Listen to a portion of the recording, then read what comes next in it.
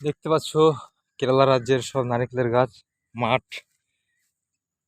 এগুলো চাষ হয়, ধানের চাষ হয়, কিন্তু এখন যেহেতু কেবল ধান রোপার জন্য বিছন ফেলেছে আর কি।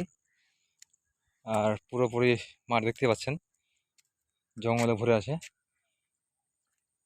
চাষ চালু হয়ে গেছে, চাষ করবে। অনেক রকমের পাখি দেখা যাচ্ছে, যদিও আমি আপনাদেরকে দেখাতে পারছি না কারণ অনেক দূরে আছে। আর মোবাইলে করছি, ক্যামেরাটা সেরকম জুম করেও আসছে না কাছে। দেখেন কেরালার প্রাকৃতিক সৌন্দর্য কত সুমধুর হয়, দেখতে পাচ্ছেন। গাছপালা, বাড়িঘর, মাঠ, নদী।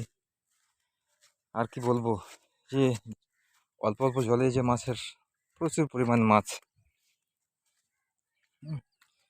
দেখেন বন্ধুরা, দেখতে পাচ্ছেন যে জল দেখতে পাচ্ছেন, কারণ জলের স্রোত নাই, সেজন্য মাছগুলো দেখা যাচ্ছে না।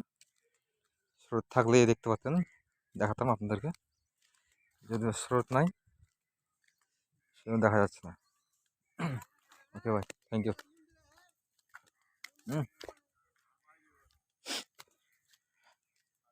দেখেন দেখানোর চেষ্টা করছি জলের স্রোত, রাস্তাঘাট। হাই,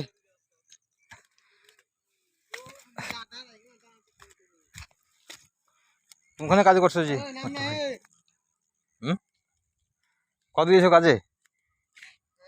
তোমার কাজ কত দূর? এদিকে দেখো, আমাদের মুরগি কাকু শাক তোলার জন্য রাস্তা নিয়েছে সিধা। যদিও আর কি শাক সব মানে শেষ হয়ে গেছে, কারণ বয়সে গেলে যা হয়, সব মরছে গেছে, শুকিয়ে গেছে।